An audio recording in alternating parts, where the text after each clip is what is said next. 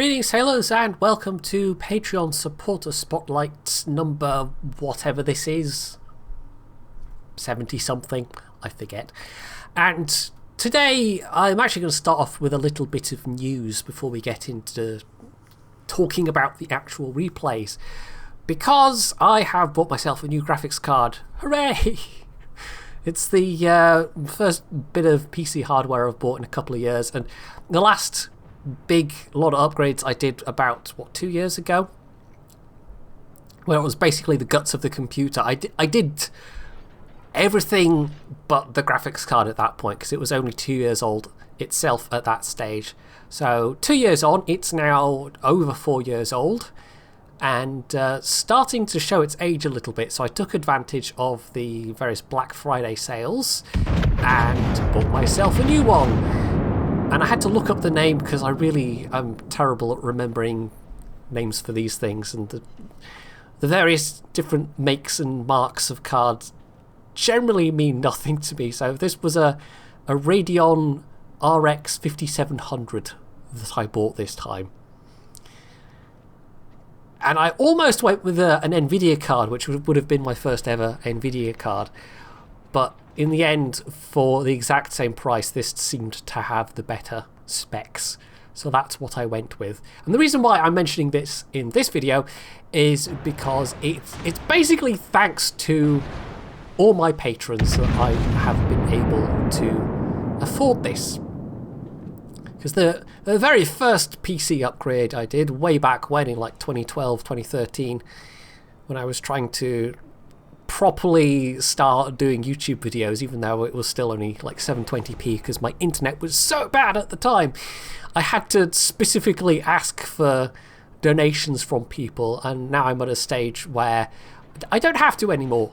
I'm able to have enough aside each month that every so often, you know, if I have to upgrade PC stuff, I can now afford to, without having to, you know, beg, to put it in an entirely crude way. So yeah, a big thanks to my patrons. And what this does mean is that I'll be able to record stuff at better quality, hopefully render stuff slightly quicker, but also potentially cover games that previously I might not have been able to, because for World of Tanks and for Warships, my current card is fine. And honestly, if I was just, you know, a gamer and not doing any YouTube stuff, not doing any video recording stuff, and I had my current setup, I probably would have kept my current, what is it, an R9 390, which is like 2 generations old or something at this point. It was a nice new card in 2015, but, you know, it's not 2015 anymore. But it's still good enough. I still would have quite happily kept it, because I don't tend to play the extremely graphically flashy games that much. But there have been instances, for example, Grand Theft Auto 5, where although the card was good enough to actually play the game at some reasonable graphics quality, in terms of recording or streaming the game at the same time, it just was absolutely not up to it. So it was about time for an upgrade, and just from the point of view of the channel, and the card I've got, I think, could even comfortably handle a 1440p monitor if I happened to get one at some point. But it's certainly more than good enough, probably, for the 1080p. And what's the other one? I've got a smaller square ratio monitor, and I can't even remember what size it is now. I've got an odd setup. I've got one 1080p monitor and then a smaller flat panel off to the side. Anyway, so yeah, that will be nice.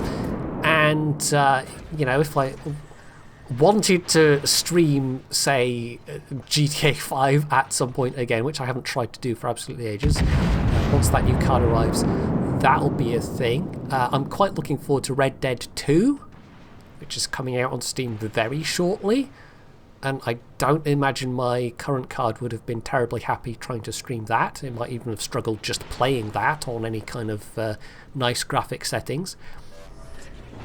And so hopefully this is going to be an upgrade that will do me for another 4 or 5 years. Because for other games that I cover, like, I don't know, CK2, it's not the most graphically intensive. When CK3 comes out, I don't think that'll be the most graphically intensive game. Stuff like Planetfall. God, what else have I covered recently?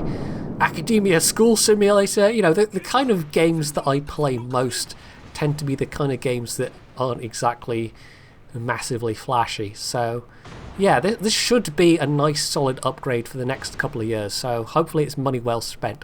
Oh, and in addition to thanking my patrons, I actually have to thank viewer Jerry Atrick as well, who was a massive help in actually helping me choose which card to get. And if you watch Rita Gamer's streams on any kind of regular basis, you'll definitely recognise his name.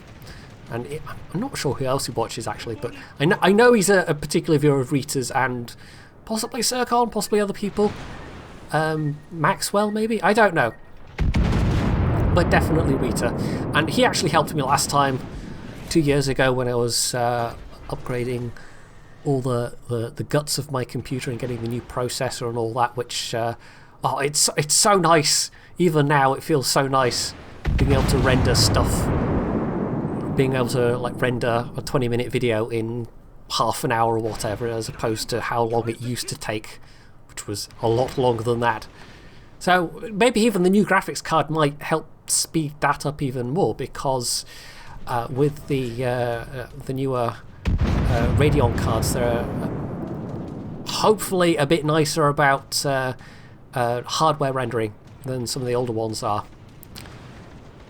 Because the one I've got theoretically can hardware render a video, but it's not particularly reliable at it, so I still use the processor for that. But that's how the sausages are made. You don't really care about that stuff, I suppose. That's just a thing that might well be very useful to me.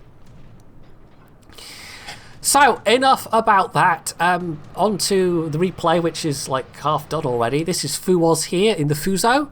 So maybe I should call him Fuso was here for the duration of this replay. I don't know, maybe. Anyway, and the thing that the two replays you're going to see today have in common are they're both Japanese ships. But more than that, both the people playing them are among my longest standing Patreon supporters as well, which is possibly the more salient connection that they have in this particular case, because this is a Fuso, the next one's going to be an Akizuki. They really don't have that much in common. He's managed to rack up some decent damage already, but he took a big nasty hit early on. The Fuso doesn't like taking broadside hits. I mean, you know, most battleships don't, but in some you can get away with it more than others. And in this case, it cost him quite a bit of potentially repairable health. But he's still up to nearly 1.5 million. He's been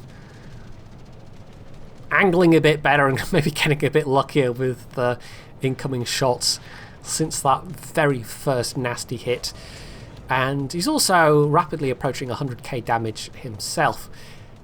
And although for a little while in terms of map control this game didn't look great, and the enemy team do still have 2/3 of the caps, in terms of kills they have been getting so far ahead that, well, they're still ahead on victory points, even though the gap is now closing a bit due to the fact that they have been holding those westernmost caps. Westernmost? You know what I mean? The middle and the east cap, because where did westernmost come from? I don't know. I can't do directions today, apparently. And probably numbers. Numbers is the usual things, but apparently today is also compass directions. West, east, I mean, you know, we live on a globe. You go far enough and one becomes the other anyway, right? That's how it works. Kinda, maybe. I don't know. Anyway. Yeah, my brains are maybe a little bit fuzzy today, but it's fine. Actually, one other thing I could maybe mention is that and I haven't talked about this for a little while, but medication and depression and all that, I have actually been feeling a bit better, and you might have noticed an uptick in videos being put out. Basically, I'm on my third lot of antidepressants that I've been trying, and I'm now on the second increase of dosage of those particular antidepressants, and we seem to have found the right level. But it's like every time you increase the dosage, that's another 4 weeks or so waiting to find out if it's, doing the business right there. So it's been a really long, drawn-out process. But at this new dosage, it's definitely having more side effects than it was at the smaller dosages. Primarily, I've just been feeling kind of tired, but fortunately not anything like as bad as with the very first lot of antidepressants I tried, which was just making me fatigued all the time. That was a nice shot, by the way. That's why you don't want to be broadside to an angry Fuso. Yeah, there's a nice dev strike for Fu right there. So it's definitely having a little bit of an impact, but it's manageable. So I think the royal we, I think I've found the level of meds that's giving the best balance at the moment. I'm feeling better and not having completely terrible side effects from them, which is nice. So over 100k, 2 ships left, and I don't think he's not going to get himself a Kraken or anything like that. But there is one ship on the enemy team, on their team rather. The enemy team? On their team! Definitely their team. There is one ship that might, which I think is the Iron Duke. If I'm looking at that silhouette correctly. I think that's the Iron Duke. Yeah, it will be. But unless they can get lucky and kill the aircraft carrier somehow, it looks like they're going to be denied that. And given that the aircraft carrier is all the way on the other flank, that's probably not going to happen. Fu might get some shots, though. He's got his spotter plane, and the naturally good range of the Fuso on top of that means that, yeah, once he pops his spotter, which he has, this Ranger is easily within range of his guns. He just needs them to be spotted, basically. So there is an opportunity for a bit more damage here.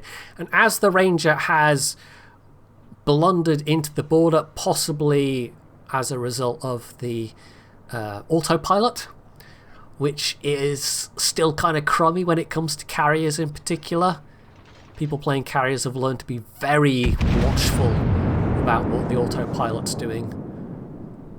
After, I'm sure everybody has experienced at least once the excuse me, has experienced the autopilot trying to steer them towards the enemy team, or have seen somebody in a carrier being steered unwittingly towards the enemy team and not noticing. Yeah, it's a bit awkward. Wargaming is aware of it, but there doesn't seem to be any particular fix in the works for now. So he does actually get the kill, despite there being 2 other ships that are a lot closer. It's almost the right word, except not really, not even close. And aside from the dev strike, he also got Confederate. He got High Caliber, Dreadnought, and Fireproof as well. So, yeah, and it turned out to be not that close a game in terms of the ships. As you can see, they only lost 4 ships out of their team. It snowballed quite heavily after a while. But still, Fu did well enough out of that overall to be top of the team and get nearly 2k base XP. So not a bad result at all. Now we come on to Hildebrand in the Akizuki, and although he's bottom tier and although there is a carrier in play, it's not too bad. The biggest threat is probably that division of radar cruisers. The carrier's still going to be a problem though, but given that it's a tier 8 carrier and he's in an Akizuki, which actually has good AA for a Japanese destroyer, he doesn't have to worry about the planes maybe that much in terms of them damaging him, more in terms of spotting. He does have his smoke though, and so he's able to pop it And it looks like Shikaku's going to have a go at a blind shot, which can actually work sometimes if you know where the destroyer player was and you are able to make the drop within a quick enough time.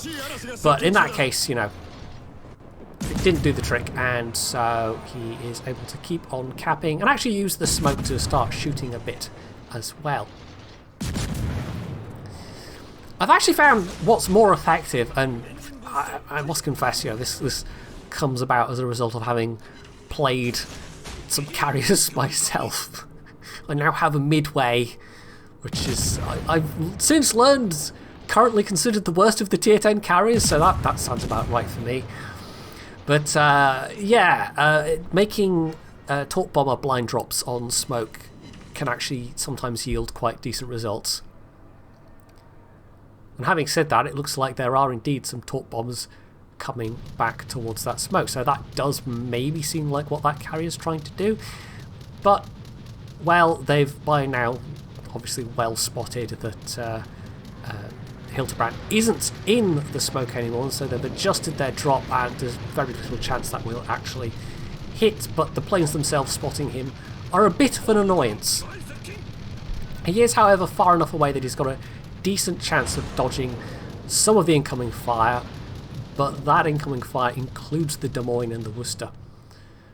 And it was probably a good thing he didn't stick around in the smoke, because if one of them hasn't already popped a radar in response to that smoke, that they quite possibly soon would have.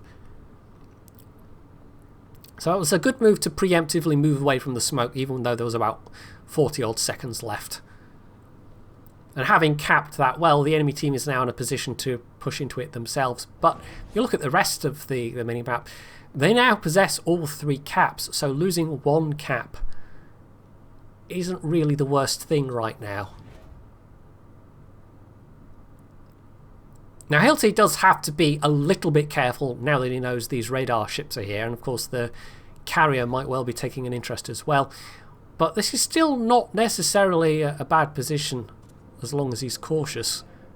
He's got ships within range of his guns, and he can also drop some torpedoes on people. I think maybe he fat-fingered his keyboard a little bit there, because he's also triggered his speed boost, unless that was entirely deliberate. But given that, well, he's put out torps, and given what he does next, it kind of seems like maybe that was an accidental speed boost. It's possible he thought the Le Terrible might pop up, or that the planes were going to come and try and spot him, and that's why he triggered the speed boost, but it's also equally possible it just was a mistake. So he's doing a thing here, and this can actually be a bit of a goof, an unforced error, to use a tennis term. Smoking up when you've got torpedoes on the way to somebody. But in this case, I'm pretty sure he realised that the Yamato was accelerating enough that those torpedoes were going to miss. And so he smoked up, he started firing, but as it turns out, those torps found their mark after all. They actually killed the enemy Kagero. Completely blind, didn't know he was there, the Kagero just blundered into one of those torps, and it turned out to be another dev strike. So that's another thing both these two players have in common, is they both have dev strikes. Now the Kagero's torps themselves are now incoming, and oh, it looks like he might take one, which is a bit, that's a bit nasty, but fortunately he gets super lucky and it just runs out of range. Just. So yeah, he didn't get to use his smoke fully again there anyway, again, but because the torps were incoming, yeah, it would have been a bad idea to just sit there. He definitely would have taken one. That Cossack, by the way, was, I mean, trying to move up and use that last bit of smoke from Hilty, but he's, I don't know, put himself in maybe a less than advantageous position, whereas Hilty's gone through this middle gap between the islands, actually coming into a position to help out against that kid, and now has some island cover potentially. Although he's got to get unspotted first. He has lost a little bit more health here. But This isn't a bad position to have pulled back into at all. In fact, it's rather a good one. So they're well ahead on points at this stage. Both these games, again, you know, might say another thing that kind of helped is that helped. What do I mean there? Both. I think they're both kind of have in common. Wow, my brain really is mush today. Is that neither of them are going to end up being particularly close games, but hopefully, you know, they're somewhat interesting ones anyway. And this one particularly, it's not like Hilty hasn't been doing things. It's not like he hasn't been at the forefront of the action.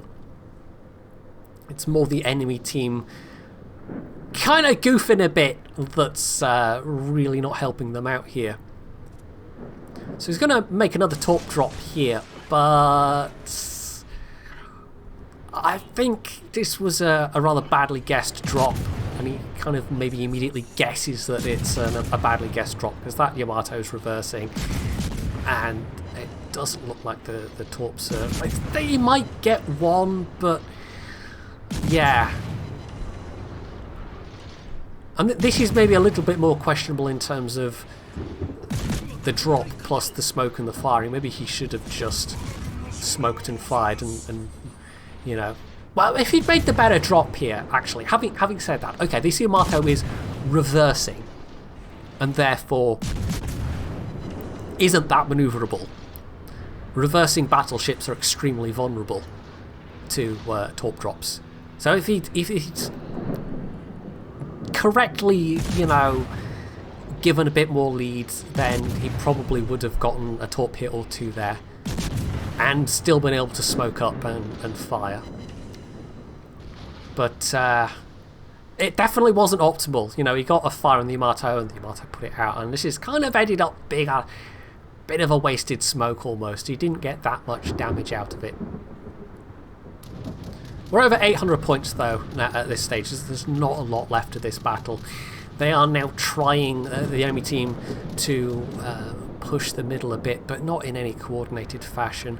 You've got a whole bunch of ships to the southwest that just kind of backed off and ran away. And all the ships that pushed into A have then been partly engaged with the Allied ships to the northeast, but also just faffing around a little bit. They haven't really been actively pushing.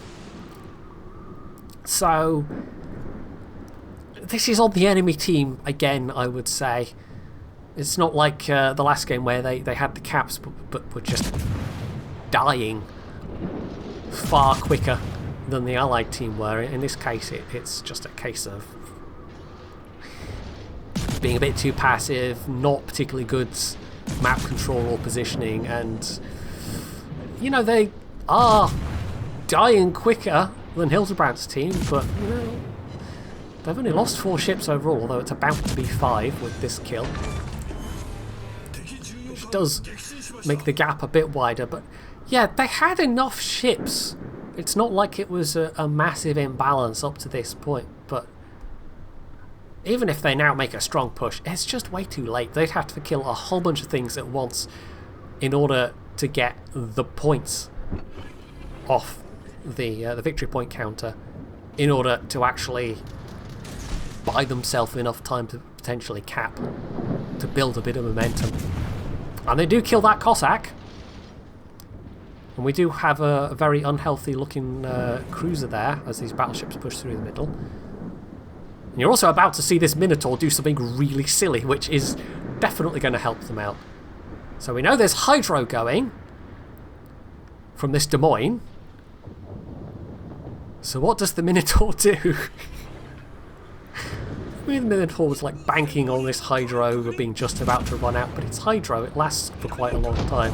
So what happens there instead is, you know, it just gets blatted by the heavy AP shells, and although he's not got a huge amount of health himself, Hilty decides to open up, and as it turns out, the Des Moines isn't even paying attention to him. They're trying to shoot the Le Terrible. So that's another kill. Puts him that bit closer to 1,000 points. And if he wants to get any extra damage out of it, he's going to have to do it pretty quick. But as it is, somebody else dies within seconds, and that's the end of the game right there. So, not a huge amount of damage, but a fairly action-filled game overall. It just wasn't a particularly close game for all that, and it was mostly because of the enemy team. And we've all had games like that. But in a way, it's a bit annoying when you get games like that, because there's damage left on the table and you could do so much more.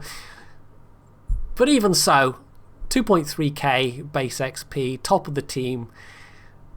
It was a pretty decent game, even if you didn't get all that much damage. So that is it from two very different ships, and probably by the time I do another one of these videos, I'll have my new card. I've actually been contemplating doing a new intro. I'll be able to reliably record warships at 60 FPS now, so yeah, I might well do that, because the current intro footage is recorded at 50 and it would look a bit weird. So if the intro changes in the next couple of days, you'll know why. So hopefully you have enjoyed this video, and if you have, you can do all the usual things down underneath it. And of course, as always, stay tuned for more.